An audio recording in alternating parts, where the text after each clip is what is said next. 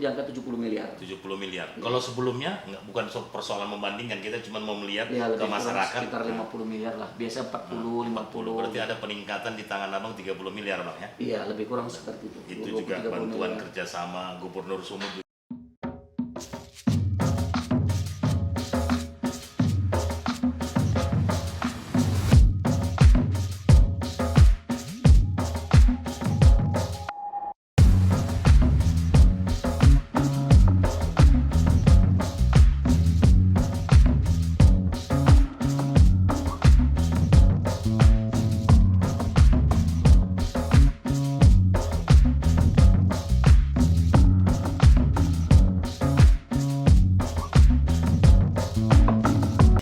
Assalamualaikum warahmatullahi wabarakatuh. Selamat ketemu kembali pemirsa Waspada TV dalam acara Dialog Podcast YouTube Cakap-Cakap Anak Medan dalam program Kombur Malutup.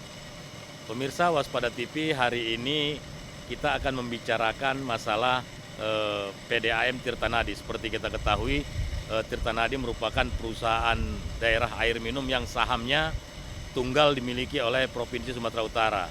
PDAM Tirtanadi ini selain berfungsi sebagai profit, juga ada aspek sosial di dalamnya dan sangat signifikan dan sangat strategis karena dia memenuhi kebutuhan hajat hidup masyarakat Kota Medan dan sekitarnya, yaitu menyangkut masalah air. Pemirsa Waspada TV, untuk membicarakan hal tersebut, sengaja kami undang narasumber yang sangat kompeten, sangat pengalaman, dan juga orang yang punya otoritas di perusahaan daerah air minum Tirtanadi Sumatera Utara. Untuk itu kita akan jumpa dan ketemu dengan Dirut Tirtanadi, Bapak Kabir Bedi. Oke, kita turun ke bawah ke ruangannya. Silakan. Assalamualaikum warahmatullahi wabarakatuh.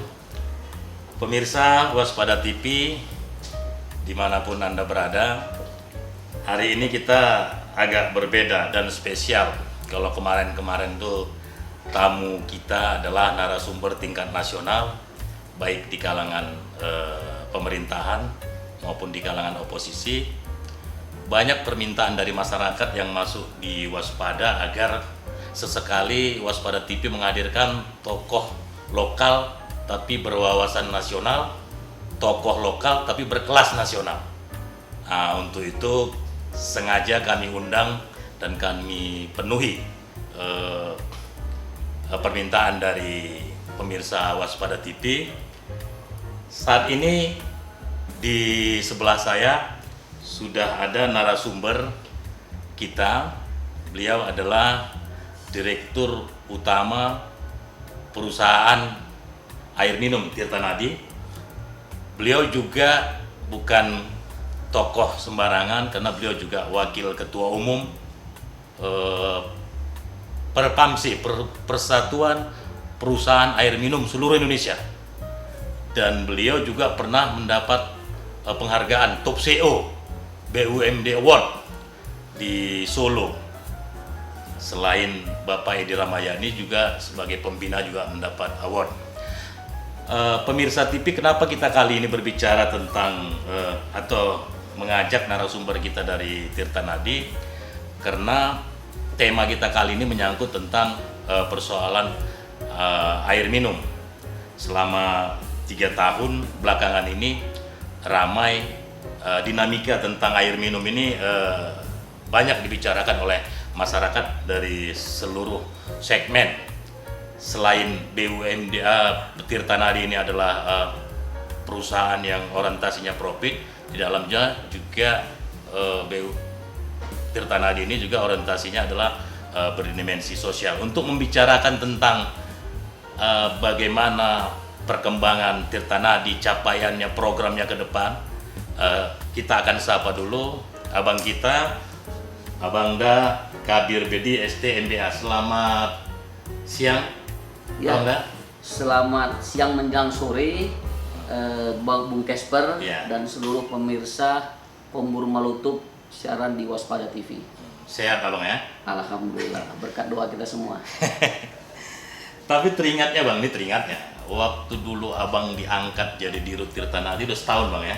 Ya, lebih kurang 14 bulan. Banyak masyarakat itu ini orang bukan dari lingkungan PDAM kok bisa masuk.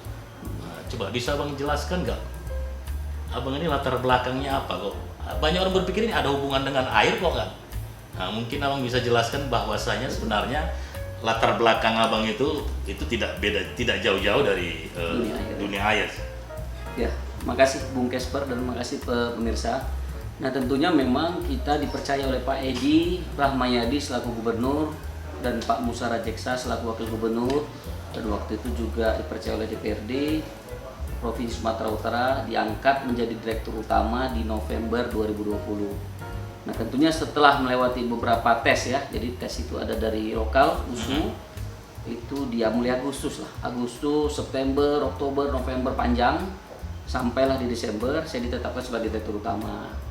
Nah, tentunya dunia air ini bukan asing bagi saya, karena memang saya telah berkecimpung di dunia air bersih, di air minum ini.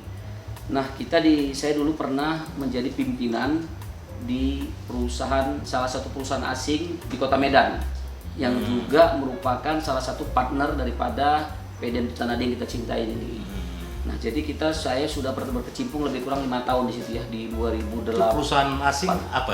Ya, perusahaan asing pengolahan air bersih sama. Amerika, Prancis atau Prancis. Ya, jadi perusahaan Eropa merupakan salah satu perusahaan terbesar di dunia. Jadi holding kita itu salah satu terbesar di dunia itu. Jadi kita hadir di Medan, punya kontrak kerjasama antara PDAM Tirta Nadi dengan perusahaan asing tersebut mulai dari 2001.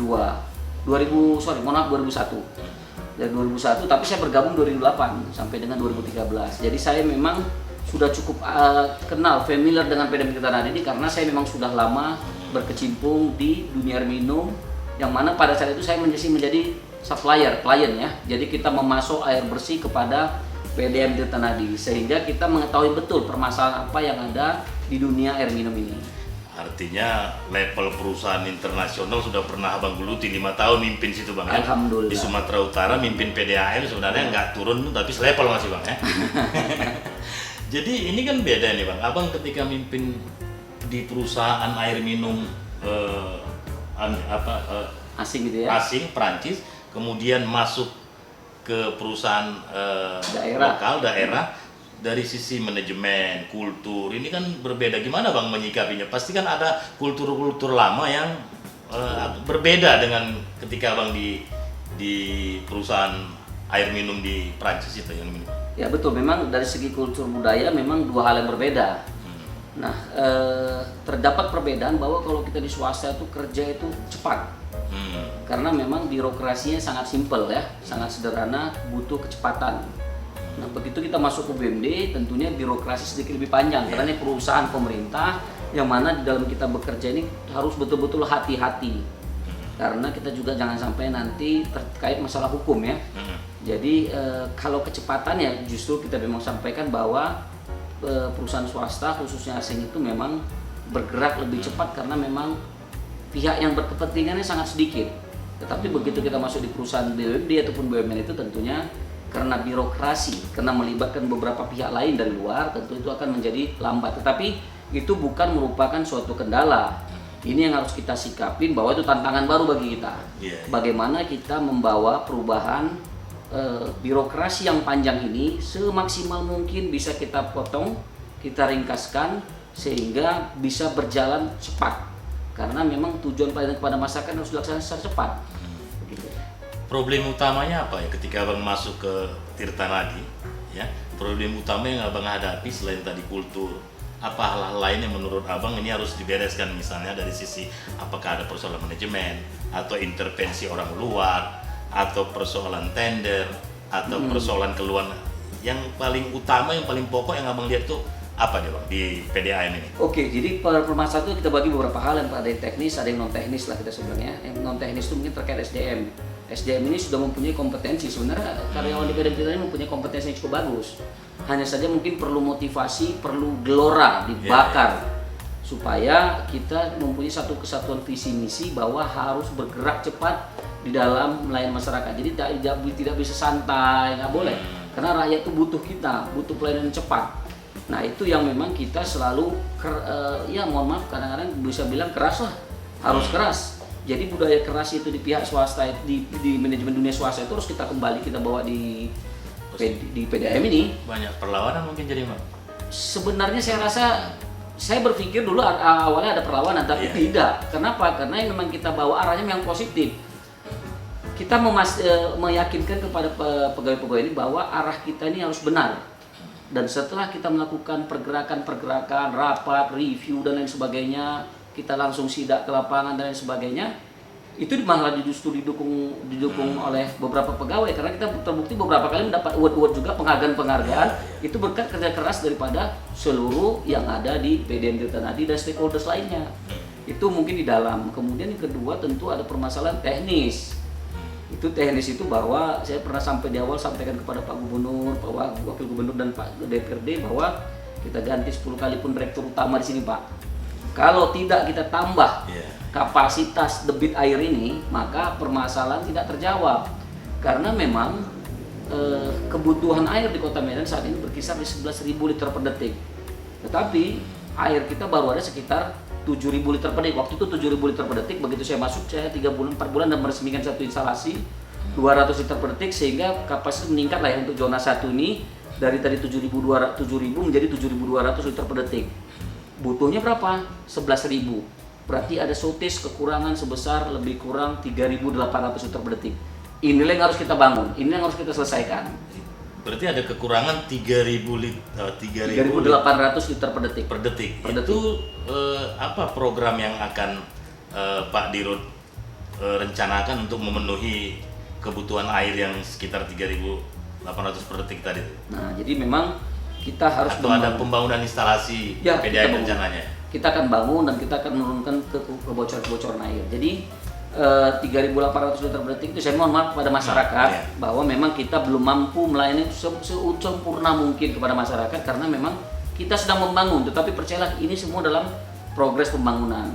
Jadi untuk yang 3.800 ini kita ada program yang pertama itu sedang menyelesaikan bantuan daripada PUPR ya, ada proyek besar nasional itu di Mebidang namanya, Medan, Binjai, Deli Serdang, ada kita bangun instalasi, tapi yang membangun itu PUPR. Sudah berjalan ya? Sedang berjalan itu sebesar 1.100 liter per detik. Jadi kita masang orang pengawasan kita di sana agar instalasinya dan jaringan distribusi sampai Kota Medan itu dilaksanakan secara baik dan benar. Itu sudah berjalan, progresnya cukup bagus. Nanti insya Allah akan berproduksi November 2022. Lebih kurang 11 bulan ke depan akan ada tambahan air yang besar 1.100 liter per detik, yang mana 1.100 liter per detik tersebut itu 750 masuk ke Kota Medan, 150 liter itu untuk Binjai, kemudian 200 liter per detik itu untuk Semayang, itu Deli Serdang. Itu yang pertama. Nah kemudian yang kedua, kita sudah sampaikan ke Pak Gubernur, kita lebih mengutamakan kerjasama dengan pihak swasta. Jadi bagaimana kita di dalam mengelola air bersih ini melibatkan pihak swasta, sehingga dana pemerintah tersebut tidak 100% mutlak kita minta dari pemerintah. Nah jadi kita sudah dalam waktu dekat sedang tender ini di Brayan itu 500 liter per detik. Johor 400 liter per detik itu uangnya murni dari pihak swasta nanti itu. Brayan, Johor. Nah kemudian itu ada 500 dan 400, kemudian kita di Sunggal nanti mohon maaf Sunggal kita tingkatkan kapasitas 400 liter per detik. Dari saat ini 2.300 kita akan operasi, nanti akan kita rating, kita naikkan kapasitas menjadi 2.700, berarti ada tambahan 400. Kemudian nanti di Johor juga di Deli Tua itu dari 1.600 kita naikkan kapasitas menjadi 1.900, akan ada tambahan 300. Kemudian Pancur Batu juga akan kita bangun instalasi lebih kurang 40 liter per detik. Nah kemudian nanti kita akan membangun lagi instalasi tahap kedua Mebidang ya di Binjai. Yang terakhir ini dari APBD atau dari Propiknya Tirtanadi atau dari PUPR seperti yang Pak Dirut tadi jelaskan? Itu kalau yang tadi dua dari pihak swasta itu swasta. Itu dari swasta. Kalau Mebidang nanti. Yang Mebidang nanti. Nah Mebidang nanti itu kami sedang berbicara dengan pemerintah pusat. Arti kalau memang nanti pemerintah pusat mau membantu dari APBN, tentunya kita meminta dari APBN. Tetapi nanti kalau memang slot APBN tidak ada, maka kami sudah menyiapkan investor swastanya yang mau untuk melakukan pembangunan di situ. Itu nanti akan kita proses di 2022. sekarang kami sudah mendekatin PUPR untuk minta untuk hal tersebut, tetapi memang sampai sekarang belum ada jawaban untuk pembangunan itu. Sehingga kalau nanti tidak ada jawaban, maka kami akan membangun melalui metode kerjasama dengan pihak swasta. Artinya dari 4 pembangunan instalasi yang tadi Pak Dirut jelaskan, yang dibangun oleh PUPR di Johor, terus kemudian di mana? Di Ada 7-8 lokasi ya. Nah, yang kekurangan 3.800 debit air itu di 2000 sampai akhir 2003 itu bisa terpenuhi. Nah, nanti sekitar 3.000, kita kurang 3.800 ya. Jadi selain tadi itu ada nanti damparan 100, kemudian ada penurunan pipa-pipa kita yang bocor. Kita ada program namanya penurunan NRW, penurunan non revenue water. NRW ini kehilangan losses saat ini lebih kurang 30%, itu akan kita kurangkan ke 27%. Itu lebih kurang dia akan dapat 200 ke 400 liter per detik. Jadi totalnya nanti ada sekitar 3.800, itu kita upayakan nanti di pertengahan 2023 kira-kira sekitar 2.700 terpenuhi. Tinggal nanti 1.100 itu akan selesai di 2024 nanti. Berarti Medan dan sekitarnya itu untuk keterpenuhan air itu di 2024 sudah selesai. Sudah selesai, tapi pada umumnya nanti di 2023 juga sudah. Tetapi itu mungkin ke kawasan utara ya, tambahan kawasan utara itu nanti di 2024 lah kita upayakan selesai. Karena memang membangun instalasi ini tidak mudah dan tidak murah. Butuh energi resources yang cukup besar, baik keuangan dan sebagainya. Nah, jadi ini karena agak terlambat sedikit nanti 2024 itu terkait masalah ada bantuan dari pemerintah pusat. Jadi kami harus konekkan juga. Karena kami tidak mau nanti begitu kita bangun dan mereka mau bantu, nah itu jadi kan berlebih nanti. Jadi kita harus pastikan dengan pemerintah pusat apakah dibantu atau tidak. Kalau memang nanti tidak dibantu, kita akan percepat dengan pihak swasta. Tapi kita upayakan di 2023 akhir atau di 2024 awal permasalahan air bersih di Sumatera Utara, khususnya Kota Medan dan sekitarnya akan terselesaikan. Pemirsa, itu tadi bukan janji, tapi sudah program yang sudah dikerjakan oleh Pak Dirut Tirtanadi, Abang Kabir Bedi. Di 2024 insya Allah seluruh kekurangan debit air untuk Medan dan sekitarnya terpenuhi, alhamdulillah. Tapi menarik tadi Bang, waktu bicara tadi Abang sudah bicara tentang program kerja ya dan capaian-capaiannya. Menarik tadi Abang bilang ada pembangunan instalasi kemudian sudah dalam proses tender ya. Iya. Jadi pengalaman kemarin ya Bang, kalau pengalaman kemarin begitu ada tender ini kan ribut. Nah, ketika saya baca di media beberapa di era Abang ini itu semuanya Abang selesaikan secara adat. Tidak ada lagi tender-tender. Yang penting sekarang ikuti prosedur. Betul. Siapa tidak mau pinggir. Betul. Nah, itu diapresiasi oleh banyak orang. Bisa dijelaskan bagaimana Abang bisa? Itu kan berat tuh Bang. Itu kan kultur tuh. Betul. Tapi Abang bisa membuat proses tender sesuai dengan prosedur yang berlaku. Padahal ini pemain lama ini mungkin kawan-kawan Abang juga kan? Nah, jadi begini, memang itu menarik ya. Jadi begitu saya masuk, saya pun terkejut juga di awal begitu kita tender manual. Dulu masih ada namanya tender manual ya. Belakangan kita rubah dari tender manual itu di bulan 2 kalau nggak hilap saya di bulan 2 2021 ini kita ubah sekarang sudah namanya e-tender, e-proc ya, e-procurement, e-tender yang milik daripada PDM Tirtanadi sendiri. Jadi begitu saya masuk memang di Desember 2020 Januari itu terjadi keributan. Karena rupanya memang terjadi banyak persaingan dan sebagainya. Sehingga waktu itu kami tender banyak kami stop. Kita tunggu, kita siapkan dulu, percepat dulu waktu itu e-proc-nya, e-tender kita siap. Nah, begitu e-tender siap, itulah mulai bahan kimia dan lain sebagainya itu kita lelang melalui e-tender. Itu jauh lebih aman. Artinya apa? Tidak ada satu orang pun yang mengintervensi lelang tersebut. Siapapun tidak boleh. Jadi memang itu memang sudah ada ULP, unit layanan pengadaan. Sistemnya kita buat dari sistem yang manual menjadi e-procurement, e-tender. Kemudian kita di dalam hal proses tersebut kita minta bantu pendampingan juga dengan kejaksaan. Ini tujuannya tidak lain tidak bukan adalah untuk bagaimana supaya transparansi itu tercipta tanpa ada intervensi dari pihak manapun. Dengan demikian orang biasanya siapapun berhak untuk melakukan lelang tersebut. Nah, dengan demikian tentunya bisa terjadi pengurangan efisiensi yang luar biasa besar dari pengadaan-pengadaan. Nah, itu yang memang kita kedepankan. Itu diapresiasi loh. Ya, alhamdulillah oleh masyarakat. Ya, jadi kita tidak lagi ibaratnya ada kepentingan pribadi, nggak boleh. Jadi ini PDM Tirtanadi ini adalah PDM milik pemerintah Provinsi Sumatera Utara milik rakyat Sumatera Utara yang harus kita jaga bersama-sama. Baik kami dari internal harus menjaga, seluruhnya warga pun dari pihak luar harus menjaga. Jadi tidak boleh, saya sangat apresiasi kalau dikritik, memberikan masukan-masukan, boleh silakan, tetapi jangan nggak boleh memfitnah. Karena kita memang lagi berjuang, berupaya semaksimal mungkin mengembalikan kejayaan PDMP Ternadi yang sekarang terpuruk. Ya, kita harus kembalikan ke... Boleh fitnah Bang, tapi jujur dia ngaku dia ini fitnah. Ya, jangan difitnah. Teringat ya Bang ya, ini kan tadi saya lihat sejak 1 tahun ini kan banyak progres yang Abang lakukan. Dari sisi kultur tender sudah elektronik, kemudian juga terjadi pembangunan beberapa instalasi untuk memenuhi kebutuhan debit air. Kemudian dari sisi manajemen juga capacity building juga sudah Abang tingkatkan dalam bentuk pelatihan. Jadi menurut Abang ini secara pribadi, ya kan, ini semacam kritik, otokritik, semacam muji boleh diri sendiri kan boleh, mengkritik diri sendiri kan boleh, kan gitu. Kira-kira dalam setahun ini menurut Abang Abang sukses nggak kira-kira begitu? Dari capaian ini ya, dari target, karena waktu Abang dilantik itu Pak Edi Ramayadi kan sudah ngasih warning. 1 tahun tidak selesai, saya cepat 11.000 liter per detik debit air harus terpenuhi. Nah, dalam kira-kira begitu menurut. Nah, jadi memang dalam kita 14 bulan bekerja ini alhamdulillah apa yang saya harapkan, apa yang saya inginkan sudah memang terpenuhi.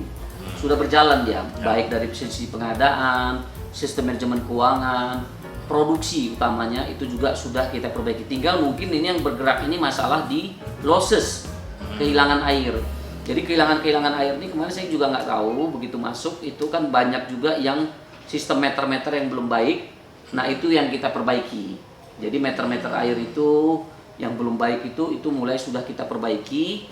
Nah, di situ memang agak sedikit terjadi keterlambatan. Jadi karena saya tidak mengetahui bahwa meter-meter itu tidak begitu baik ya.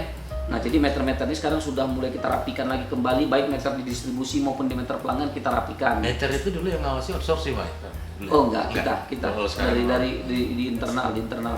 Hanya saja kan meter-meter itu mungkin ada yang mati. Nah, ini yang harus cepat kita ganti dan sebagainya, baik di produksi dan sebagainya. Ini yang memang butuh waktu kemarin tuh. Namun dengan upaya kerjasama dengan tim itu sudah selesai. Jadi masalah meter-meter sudah berlalu, sekarang sudah betul-betul aktual. Artinya dalam pencatatan meter pun sekarang difoto, meternya difoto, rumahnya difoto. Jadi kalau tiba-tiba pelanggan pakai banyak atau pakai sedikit, kenapa tagihan kami besar kali? Biasanya kami bayarnya cuma 50.000. Ibu, bapak, kita membayar air ini bukan berdasarkan kebiasaan, tetapi berdasarkan pemakaian. Banyak dipakai, maka banyaklah ditagih. Sedikit dipakai, maka sedikit ditagih. Jadi nggak bisa berbicara biasa saya sekian, tidak. Bukan berdasarkan kebiasaan. Bukan, karena kita sudah foto. Ada yang biasa nggak bayar ya kan? Ada nyuri.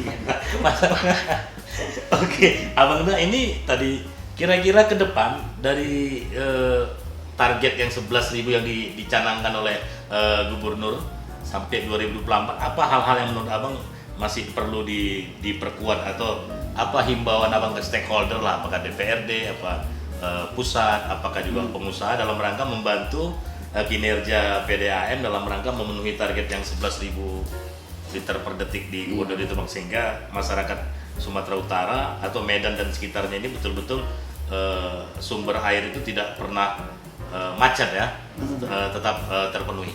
Gimana? Nah, memang setelah saya berjalan di 14 bulan ini saya lihat semua mendukung, baik daripada pemerintah provinsi Sumatera, Pak Gubernur, Pak Wakil Gubernur, Biro Perekonomian, Pak Sekda, semua dukung kita. Jadi saya cukup apresiasi buat teman-teman di pemerintah provinsi Sumatera, juga dengan di PUPR pun mereka bantu, SDA-CKPR itu mereka bantu cukup bagus. Jadi saya pikir mereka support. Kemudian kita ke DPRD selalu memanggil kita, selalu berdiskusi dengan kita, mereka support juga, alhamdulillah. Nah, jadi memang ini kolaborasi yang baik antara BUMD dengan pemerintah, dengan legislatif, juga dengan teman-teman kelembagaan dari pemerintah pusat, ada BWS dan lain sebagainya, semua mensupport. Hanya saja tinggal ini kita kawal bersama agar progres program-program yang telah kita buat ini dapat sesuai on time dengan schedule yang kita telah tetapkan. Jadi saya pikir alhamdulillah semua mendukung program-program yang kita buat. Iya. Hanya saja memang belum secepatnya bisa dirasakan oleh masyarakat karena masih dibangun. Jadi mohon kepada masyarakat, seluruh masyarakat, mohon maaf, bersabar. Kita sedang membangun. Nanti mulai November, mulai Maret nanti sudah ada yang siap 1, tapi kapasitas masih 100, itu yang di Amparan Perak. Mohon maaf, mulai Mei 2022 nanti sudah ada mulai berjalan. Di Mei udah mulai berjalan. Kemudian di November yang besar tuh November 2022 ke atas. Nah itu airnya akan masuk dengan besar. Itu kalau sudah air masuk, maka insya Allah kita pastikan pelayanannya akan jauh lebih baik lagi. Alhamdulillah. Begitu pemirsa TV kita ini bersyukur nih warga Sumatera Utara karena kebetulan yang jadi dirut ini tokoh nasional jaringan punya. Jadi ngambil budget APBN juga gampang. Anggota DPR kawan Pak Dirut semua. Jadi dia kebetulan gubernur juga mendukung. Dan saya ngelihat ke depan ini kita berharap Pak Dirut Tirtanadi Kabir Bedi untuk 5 tahun ke depan memang casingnya ini harusnya ke depan nih, kalau cuman nggak enak saya sebutkan sekarang. Ini kan casing kabinet, casing menteri ini. Pemirsa Waspada TV kita alhamdulillah dalam jangka setahun mulai November dilantik sampai November sekarang Desember itu terjadi banyak capaian-capaian baik dalam konteks profit ada gimana? Meningkat. Meningkat. Meningkat. Alhamdulillah. Biar masyarakat Sumatera tahu dulu berapa, sekarang sudah berapa itu. Jadi profit kita itu di 2002 tahun buku 2019 2020 itu di angka lebih kurang sekitar 50 miliar ya. 50 miliar itu dividen kepada pemerintah provinsi itu lebih kurang sekitar 27 sekian miliar. Ini kita sedang mau tutup buku nih. Sedang mau tutup buku. Jadi target kami itu kan 60-an miliar ya, 60 miliar. Ini memang kita di kuartal ketiga yang 60 miliar itu sudah kita dapat. Terus kita target setahun itu sudah kita dapat di dalam tempo 9 bulan pertama. 9 bulan pertama 60 miliar. Sudah 60 profitnya. miliar. Ya, memang yang di kuartal keempat ini memang kita terakhir belum kita tutup. Tetapi alhamdulillah akan lebih daripada, insya Allah kita doakan lebih daripada 60-an miliar kita akan dapat. Sampai akhir ini kira-kira berapa prediksi Abang profit dari Tirtanadi? Kita akan mengupayakan menyentuh di angka 70 miliar. 70 miliar. Kalau sebelumnya bukan persoalan membandingkan, kita cuma mau melihat ya, ke masyarakat sekitar 50 miliar lah. Biasa 40, 50. Berarti ada peningkatan di tangan Abang 30 miliar Bang ya? Iya, lebih kurang seperti itu. Itu 20, juga bantuan kerjasama Gubernur Sumut juga. Semua. Jadi memang dari bawah pun mendukung, teman-teman kita di PDM Tirtanadi mendukung. Sepanjang program, saya lihat diperhatikan di sini, sepanjang kita buat program itu bagus, semua mendukung. Alhamdulillah. Oke Bang, ini terakhir apa himbauan Abang nih ke masyarakat Sumatera Utara, perusahaan swasta, stakeholder lah kira-kira himbauan dari Abang, dari Tirtanadi dalam rangka agar program atau kinerja dari PDAM Tirtanadi bisa direspon, sinkron atau sinergi. Silakan. Nah, jadi tentunya PDAM Tirtanadi ini merupakan perusahaan BUMD kebanggaan Provinsi Sumatera Utara. Ini memang perusahaan yang legend. Sudah hadir di ikon Kota Medan. Ikon Kota Medan sudah hadir di Kota Medan lebih kurang 116 tahun. Luar biasa, 116 tahun. Ini legend dulu salah satu PDAM terbaik di Indonesia. Nah, tentunya ini punya masa legenda yang luar biasa bagusnya, maka ke depan kita harus mengembalikan kejayaan PDAM Tirtanadi. Namun kami tak mampu bekerja sendiri. Jadi kita butuh bantuan dukungan dari seluruh stakeholders, baik pemerintah daerah, tadi saya ada termasuk DPRD lah dan lain sebagainya, dan yang terpenting adalah masyarakat. Jadi bagaimana masyarakat kita libatkan, menginformasikan segala sesuatu, misalnya terjadi kebocoran, silahkan, kita punya call center di 1500 922 24 jam. Jadi karena air itu mengalir 24 jam, kita buat call centernya sudah 24 jam.